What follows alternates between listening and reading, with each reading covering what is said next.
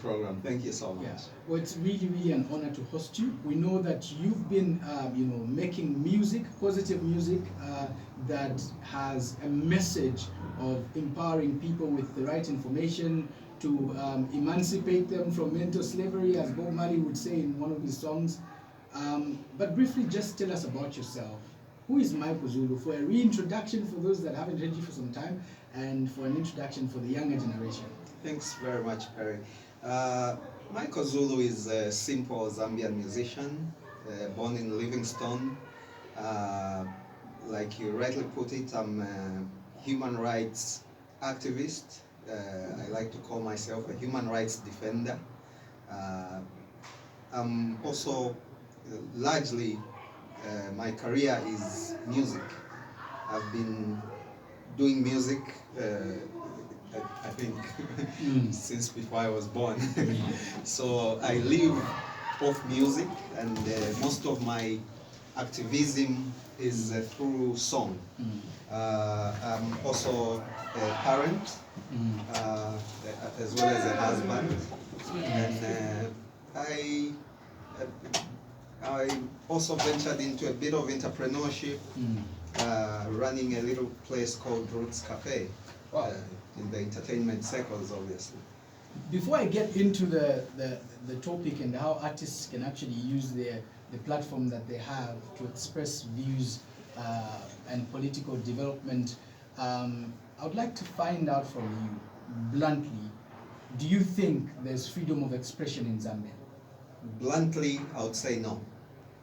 That is my blunt answer. There is no freedom of expression, because it's clear to see that whenever anybody voices out in terms of issues of governance, issues of bad governance, issues of corruption, issues of mismanagement of public resources, then eventually they are labeled as being sponsored by opposition or being funded by external forces, and you will see that eventually, if they are business people, they'll be diluted out of business.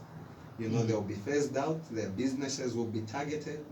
If they are artists, it will be very difficult for them to survive as an artist. I'm a living example of that.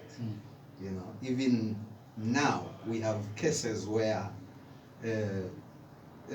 certain musicians have been stopped to perform from our place, you know, by the powers that be, because, you know, it's us, you know, and these are big musicians who, in my opinion, should be able to stand on their feet, you know, but when in a country where freedoms of the people are limited, you know, you tend to understand your colleagues when they say we can't come and perform at your place.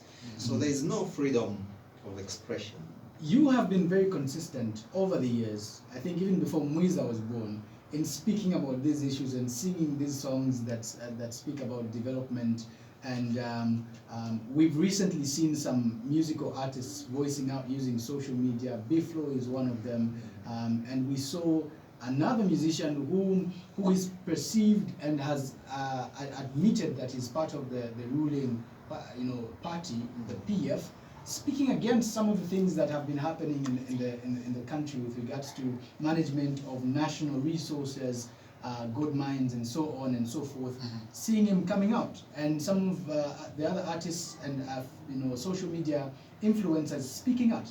Do you think that perhaps things have gone too far for these young activists to eventually just say, you know what, enough is enough, we really have to speak against this? Perry, you know, I can't say things have gone too far. I think things are just revealing what they've been for some time now. Because young people have been silent for quite some time in our country. And for me, this had been quite a worrying phenomenon, because every country, every community, every society, the engine of that particular society is young people. And if young people are docile, if young people are in the back seat of what is happening in their country, in their community, in their church, you know, then it becomes worrying, because then you are creating a cadre of young people that are armchair critics. All they know is posting very funny memes on social media, and very good at creating jokes and stuff like that. Yet the substance of these young people becomes, very, very mediocre. They cannot relate to issues that are happening around them. If there's pollution, for example, very few of them will even understand what is going on. So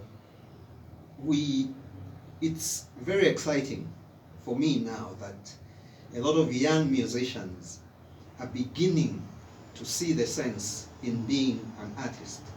It's not just about entertaining people, writing songs and people dance. Artists are mirrors of society. Most of what comes out of the mouths of artists is a reflection of the particular society that they are found in.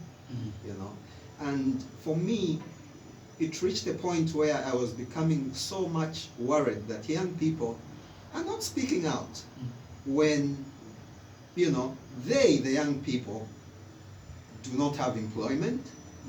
Young people on the streets today, some of them because parents cannot afford their tuition fees, their bursaries, their food allowance and things like that, So young people have less and less opportunities because they have not been speaking out. And now, is the best time for young people to start speaking out, because I think they realize now that the future of the country, the future of the world is solely in their hands. It's easier to say, when, like for me, who is not so young, to say, young people, this is your time. But I know it because why? I was young before, and I know the opportunities that come, your way. Look at your programs in the U.S. Aid. There's this program for young leaders, the YALI program. It's young people, So even the world out there looks at the future. Leadership should be in the hands of young people. And if young people are not taking up the role, then every other day, young people will be exploited. People will be getting loans in the name of young people. People will be making organizations, NGOs in the name of young people. Yet these young people will not benefit. In case you're just joining us, you're listening to Youth Centric on Capital FM. Remember, you can call in the number to use